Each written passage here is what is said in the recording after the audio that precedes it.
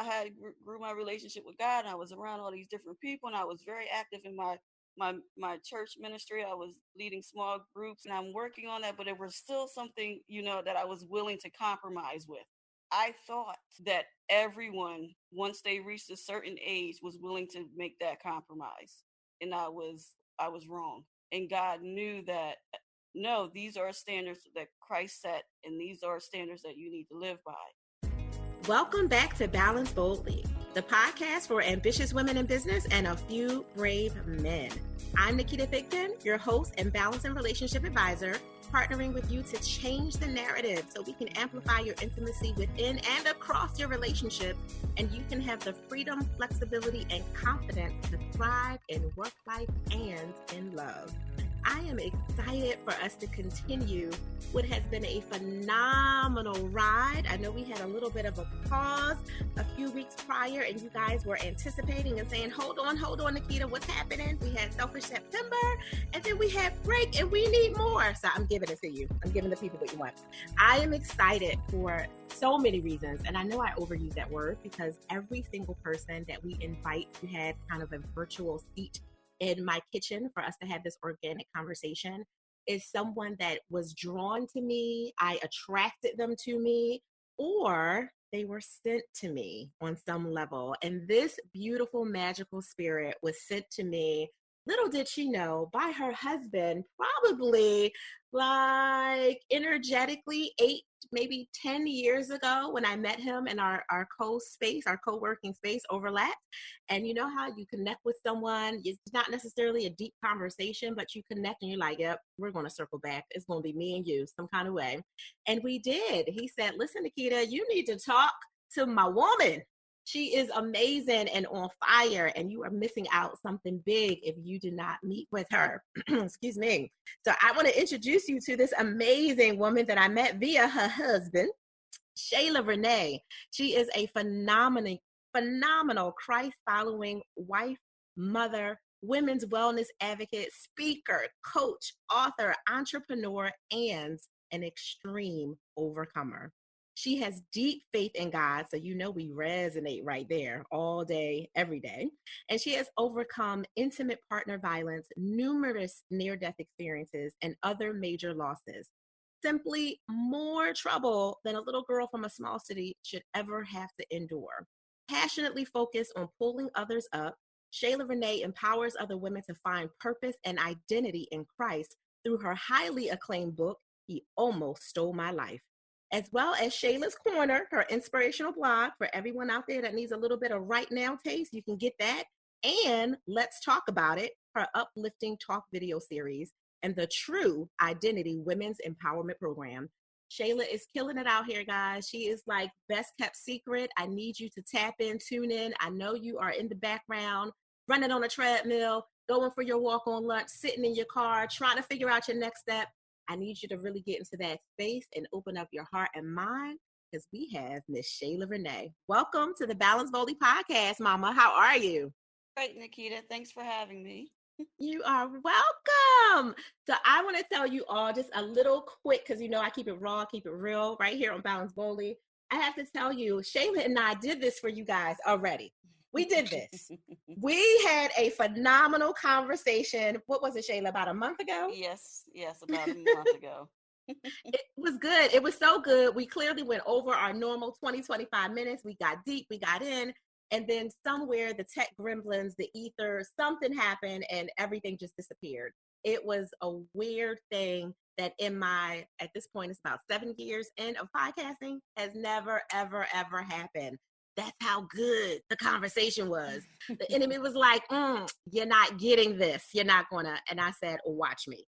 So Shayla carved out some time. She has a full plate. You know, she is all of that I said and probably a lot more going on in the background. And she said, let's do it. So I'm so excited and I'm grateful and honored that you are taking time again out to have this moment to share with everyone who's tuning in to Balance Boldly. Thank you so much, Shayla. Oh, of course.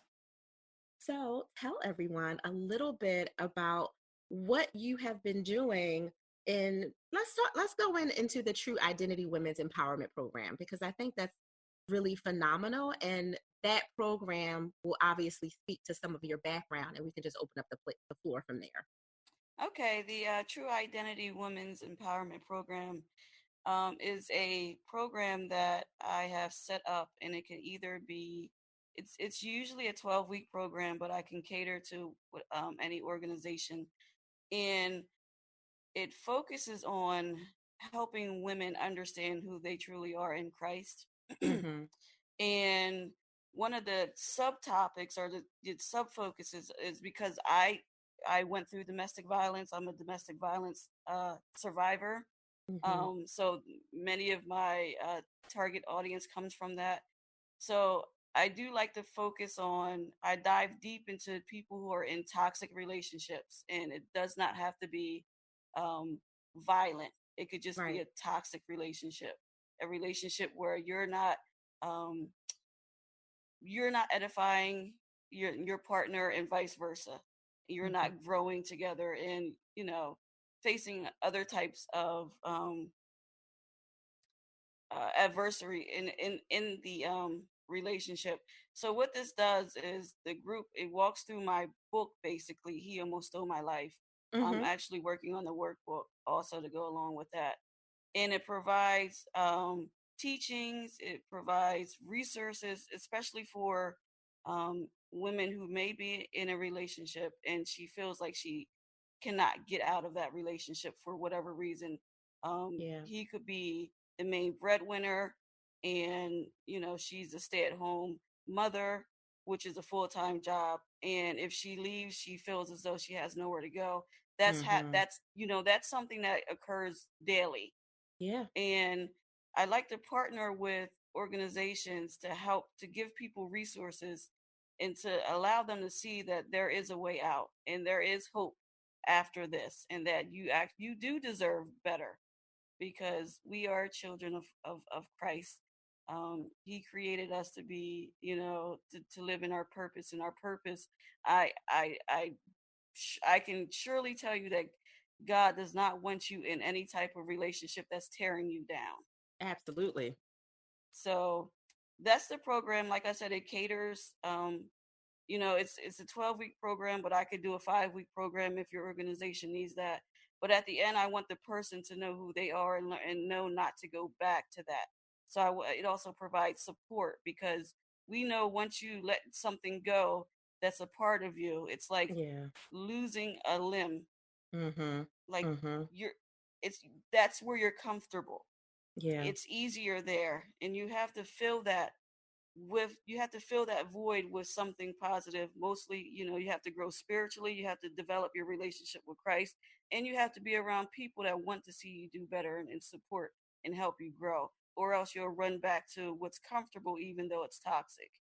Absolutely. I 1,000% agree. Toxic relationships are damaging, not just to you, if you're, for the person who's in it, but for the people who are constantly around it with you. So if you have children, Mhm. and this goes for not just, obviously we kind of know children are affected, but so are your other loved one, your friends, your girlfriends, those that would normally be able to support you, but often when we're in a toxic relationship, we get pulled into this very excluded, isolated place. Yes. And then the people who were normally able to reach you, to connect with you, to share with you, to, have fun with you, laugh with you, love on you, can't do that. And Mhm. they feel like they're being pushed away, even though that's not the reality of what's happening, because you're not pushing, you're being pulled Yes. away. But it Yes. feels like that. So everyone has this healing period that they have to go through after you've let go of that person Mhm. and all the places and all the energy that's surrounding that. Because I know, and Shayla, you may be able to speak to this as well.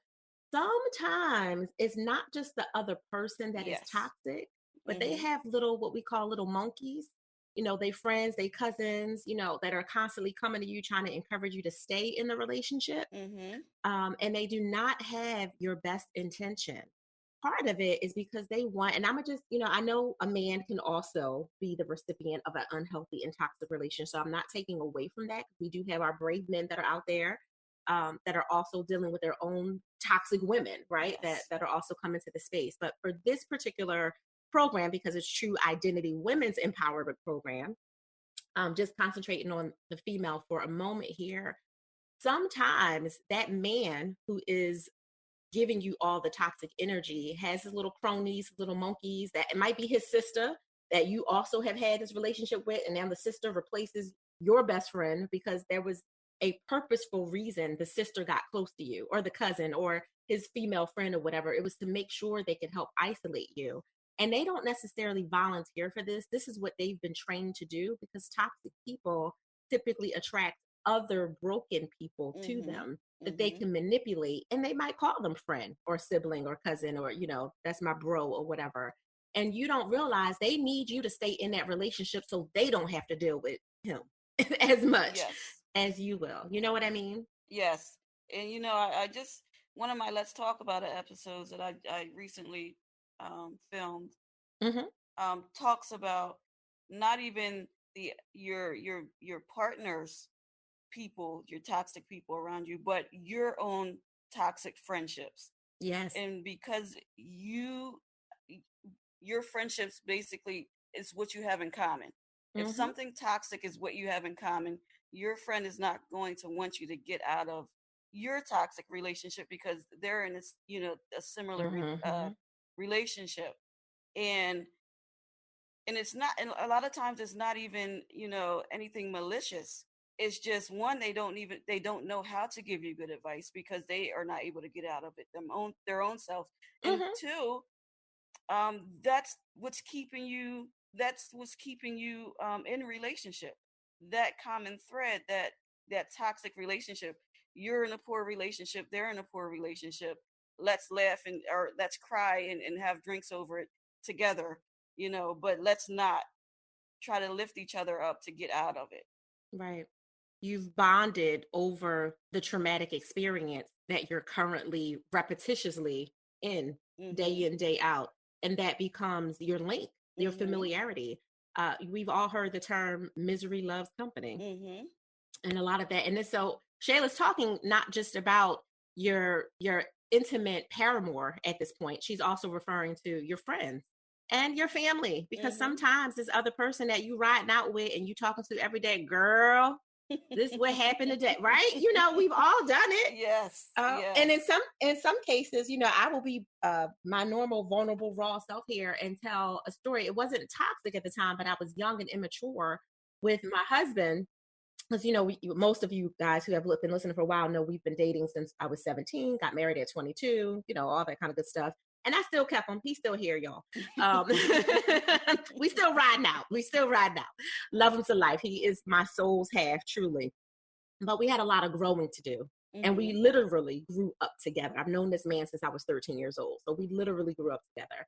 And although that sounds sweet and, you know, storybook romantic, there was a lot of trial in that, because I am a multi-level trauma survivor. So I had some serious stuff that I had to recognize, first of all, and then, you know, be able to move through the lessons of learning that there was more to just recognizing it. I had to get help. I had to go to therapy. I had to, you know, move through. I had to talk to my spiritual counselors, like all of that good stuff. So before I could go out in the world helping other people, regardless of degrees and certification, I needed to heal.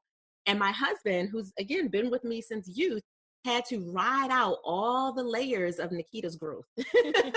And, you know, finding out that girl who would cuss you out in a second and whip out a knife, and I'm dead serious, had to grow into the woman who understood that her tongue was more powerful than her fists or a weapon or any other thing she could do to get up in your face and yell and fuss, because I was always in fighting and survival mode. Yes. And I truly wasn't allowing my husband to love me, because that wasn't, he had his own stuff, but he didn't come from the life that I came from. 2-parent household, all of that. He had a very different experience than me and all of my brokenness everywhere.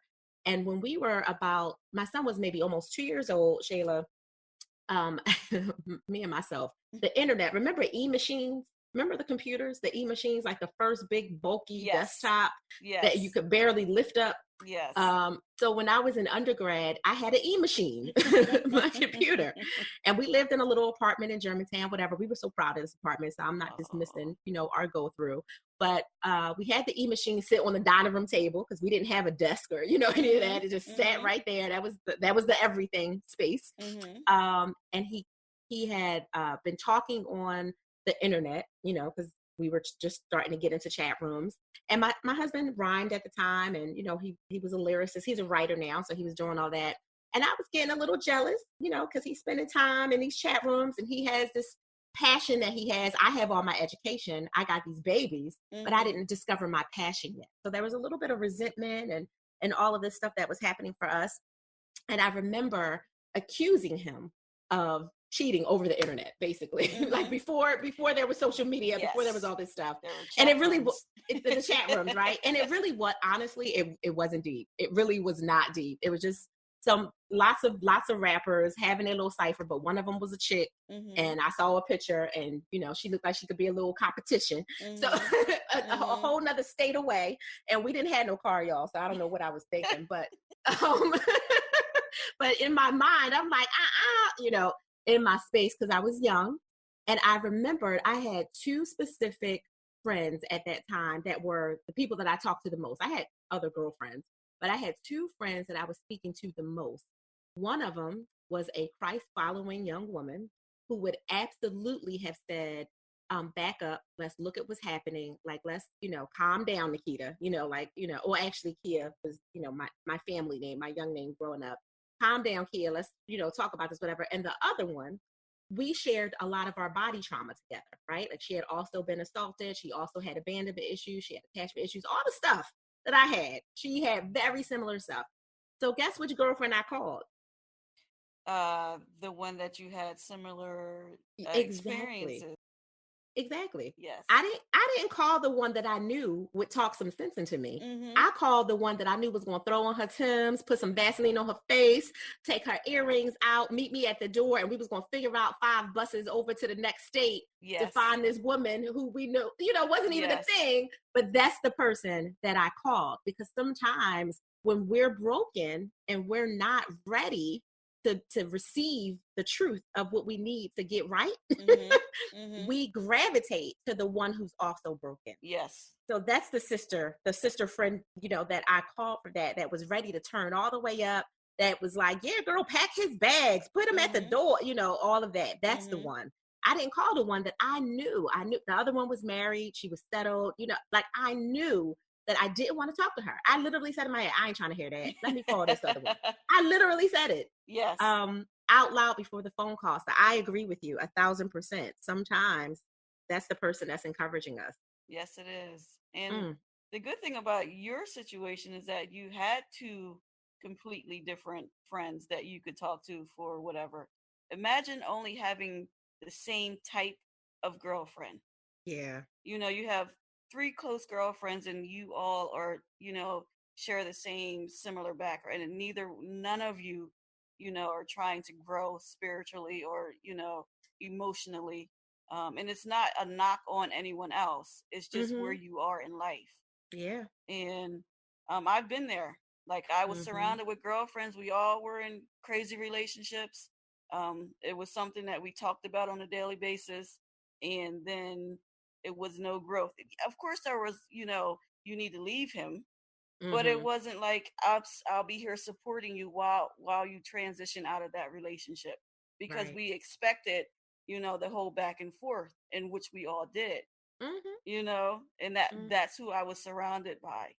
And it wasn't until, God had to do this. He had to remove people out of my life that I was not willing to let go of. Yes, yes. And it wasn't until that happened, I was pretty much stripped naked. And until it took that for me to, not reach out to people, but to seek Christ and develop a relationship with him. And then he put people in my life for that season that would help me walk through that breakup that I was about to go through. Yeah. And, we're all older and more mature now, but God had to do that because he knew I was in a period of loss, and I was trying to hold on to whatever I could hold on to. And it Absolutely. was, it was toxic all around me. We were toxic, and it wasn't just they were toxic towards me. I was a toxic Mm-hmm. person too. Mm-hmm. Mm-hmm. And I talk a little bit about soul ties in my book. And one thing that happened with in this relationship, I started to uh, take on characteristics of someone else, and certain things I would do in this relationship I've never done before. I never really cared enough, one, for anyone else to do these things that I did, that I just felt I had to do to get his attention. Mm-hmm.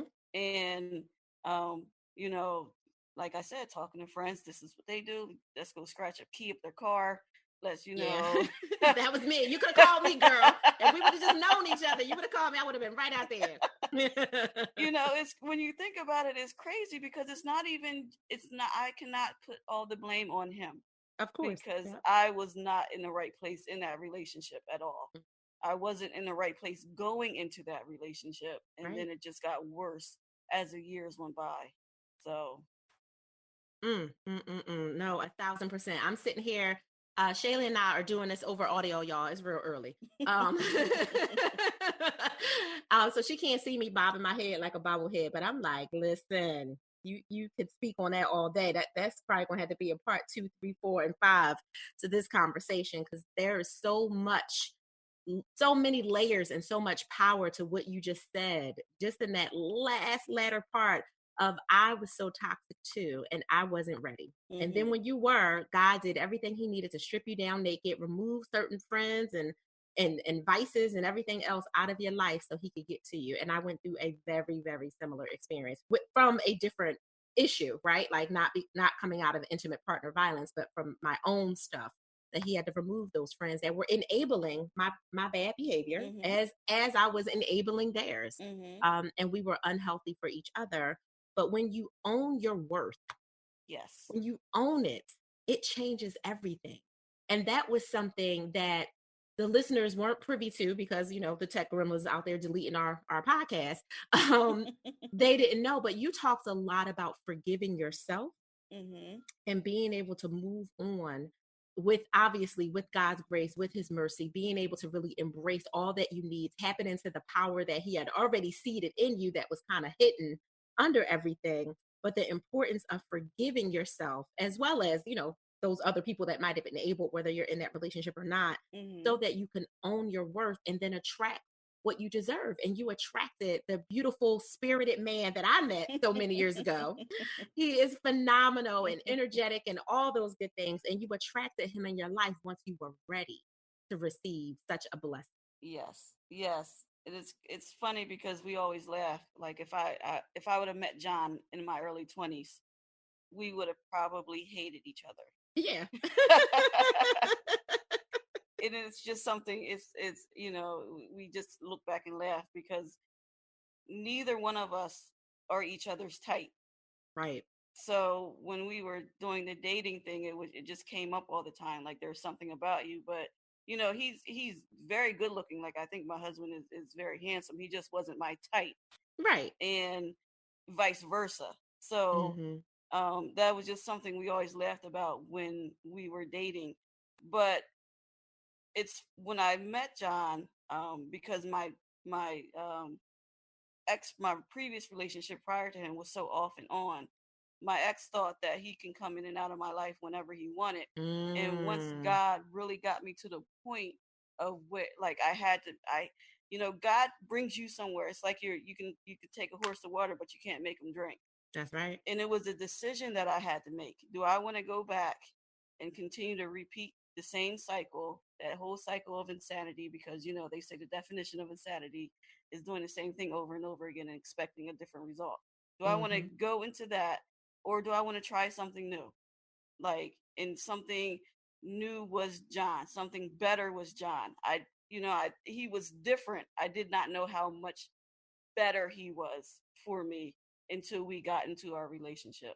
And Mm. it was a whole, John was, such a when I met him. He was so serious about his relationship and his walk with Christ. And it was almost, scary at first because I didn't think I was there. Mm-hmm. And you can, I've come to realize you're not able to measure someone else's relationship with Christ. So true. But, it was all the stuff that I did. I did some crazy stuff. We can go on for hours. And the whole part about forgiving myself is, one, you have to realize what Christ came here on earth to do. Goes back to, Bible. He came and he sacrificed his life for us.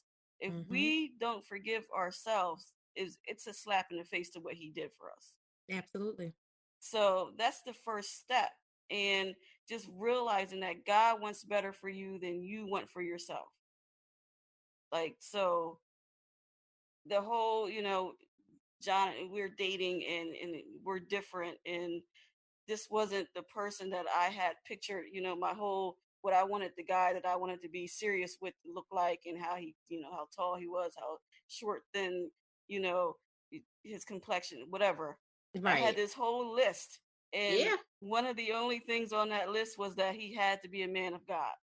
And Mm. I eventually erased everything off my list and stuck with he has to be a man of God, a true man of God who lives according to his standards of what a Christian man, how he should walk, not someone else's standards of what because I've met a lot of Christian men who,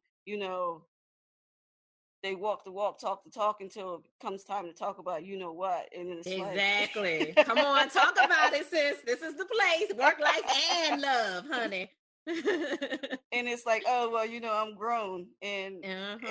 and so that's their idea of being. I'm not knocking anyone's walk. Everyone is Of course, of different, course. but Yeah. that's not what I needed. Mm-hmm.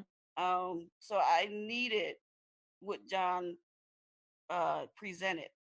I just didn't know it at first, Yeah. and I realized in dating him that I do deserve better. I do deserve someone who actually means what they say, and that's Mm. important to me. You say That's one thing and you need to really stick by it. And I can say I at the beginning of our relationship, I probably was not the best girlfriend you because think a little bit? No. because I've grown, and I had grew my relationship with God, and I was around all these different people, and I was very active in my church ministry. I was leading Mm-hmm. small groups, and I was all that was great, and I'm working on that, but it was still something that I was willing to compromise with. Mm. And I thought that everyone, once they reached a certain age, was willing to make that compromise, and I was wrong. And God knew that this was the relationship that I needed to be in, to see that no, these are standards that Christ set, and these are standards that you need to live by. I don't Yeah. care what you did in the past. This is what you should do now. Right. So, yeah.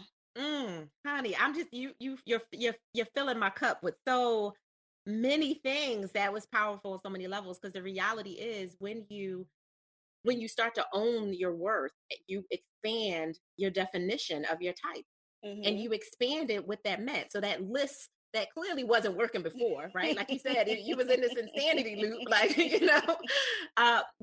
you started to go in a little bit deeper in yourself and serve higher unto the Lord in your particular case, which is the same thing that happened for me, just much later in life. I was older when I came to Christ and got myself together. um but when you did that and you expanded higher, you allowed not only for your soul's half, your John, to, mine's is Dean, yours is John, to enter into your life, but then it also gave you permission to grow and accept that this new relationship that technically you have been praying for, you didn't know it would come in the form of a John, right? Mhm. You Mhm. didn't know it would look like John, to taste like John, all that kind of good stuff like John, but it was exactly what you had been praying for. And you could have been dismissive because the package wasn't wrapped in the familiar material that you were used to, so to Yes. speak. but you stepped into something new, being brave and courageous, and said, let me be open to the very thing that I asked for. Mm-hmm. I've been asking for someone with integrity to show up in my life. Someone who was going to say what he said, does and do what he say, and actually follow through, even when it's difficult and it's tempting Yes. to do something else. And because that's what you asked for, you got your job. Yes, it is. And a lot of people are not ready. They say they want it. They want that love. They want that difference. And it could be, maybe the love is the new career, the purpose, the passion. Maybe it's that. Maybe it is the spouse. You say that you want it, but when it comes wrapped in a different material than you're familiar with, because, we got our vision boards and we pulled some cut out from Essence and, whatever the other magazines are, Allure and all that. And we're like, oh, I said the condo would have white furniture, but then someone takes you to the high-rise apartment building that's technically not a condo and it doesn't have white furniture, but it has everything else that you've been praying for, and we'll dismiss it and say, oh, well, and now you wonder why you're still searching 10, 15, 20 years later. And all those other sisterships and broships that were in misery with you, who finally gotten their pieces together and their lives together, they've moved on. And you're still sitting in this space of wonderment of why not me, Lord? And it's like, well, I've been trying to tell you. Basically. You just, you wasn't hearing me, daughter. Son, I was trying to tell you all this time. Woo! Oh my gosh, Shayla, you hit the nerve. So before we wrap up, because you and I can go and we can go. When you are not loving on your amazing husband, your babies, and being an advocate in the world, a speaker, coach, author, and all the entrepreneurial stuff that goes behind that curtain, that business stuff that goes on, how are you giving yourself permission to pause and just take care of you? What's the one thing that you do? Like I said before when we spoke, it hasn't changed. I think it's slightly changed a little bit, but what I do is, because I have a 9 to 5, and what I do is once 5 o'clock hits, when I get in my car, I put on 90s R&B, and that's my decompressed moment, and that's my permission to be me. Because that's I just don't judge me. I love 90s R&B. I ain't mad at that. And I'm stuck there a little bit, but that's how I rest, reset. That's how I decompress and get myself ready for my family at home. I love it. And music is so healing, and it moves your energy. So I'm not mad at that. And that was a good decade. So I'm not mad at all. It had to be a good decade. I was producing babies back in that decade. So all courtesy of 90s R&B. Yes. So how can everyone connect with you? Main website and your preferred social platform. Main website is just simple, shaywrites.com. And you can connect with me. Shayla Renee Writes at Facebook is my author page. Awesome. That is perfect. I thank you so much, and I honor you, Shayla, for your time again and for loving on our listeners enough to come and show up and show out and be full and transparent and giving us something that we couldn't Google about you. So I really do appreciate you, and I'm just so grateful that you did this for us again today. I'm thankful to be here. You're a magical. Balance Boldly listeners, I honor you as well. I encourage you and implore you to make sure you go to shaywrites.com and pick up her book, He Almost Stole My Life. As you could hear just from this 20-minute taste, that you already know it's going to be powerful. She's going to be honest, raw, and give you anything you need, not only for yourself, but for that sister, that friend, that brother, that person that also may be going through some of the stuff that Shayla was talking about, that was her growth through. And because she was able to get past it, the nuggets are laced throughout that book. And I want to make sure that even if you don't just buy it for yourself, buy an extra copy for someone else and give it, because we all, I don't care how suited and booted we are, how much money in account, or what kind of car you drive, we all know that one person, if it is not ourselves at the time, that absolutely needs to know that there is someone else out there that gets it and is not trying to be messy, but is really trying to uplift and empower. So I encourage you to do that as well. Obviously, as always, if this is your first time with us, make sure you subscribe to this podcast. If you've been listening for a while, y'all, I need you to go to your favorite podcast app because we are everywhere. We are Spotify, iTunes, Apple Podcasts, Google Podcasts, Castbox, and iHeartRadio, all those good places. And now we are on Podcast Addict. So for all of you like me who are still an Android, I'm a ride or die Android user, I'm not an Apple girl. You can go to Podcast Addict, which is a podcast app basically that downloads everything that you want, and just type in Balance Boldly. Pull it up. Make sure you rate, subscribe, and give us a good, honest 5-star rating, obviously, with a review. We want you to do this so we can make sure that all of those different platforms start pulling the podcast higher and higher, so those other ambitiously bold and brave men and women out there have access to these valuable life, love, and business balance tools. You know, you can connect with me at Ask Naketa on IG, Twitter, or Facebook. And of course, you can get replays on YouTube. But in the interim, for all of you who are not already parts of the IAC, our Intimacy Advantage Clinic on Slack. It is on Slack, not on Facebook. It's a whole separate app. It's really good, and the conversations are getting juicy. Make sure that you go to my bio link. That's the easiest place to get it on Instagram, and just tap in and join the IAC so you can get your personal invitation to come in there and go a little bit further after the podcast and the Let's Talk Intimacy streams and all those different things that we do. Make sure you come and play in there to continue the conversation. So go, create your balance, create your joy, but remember, do it boldly. Thank you for listening.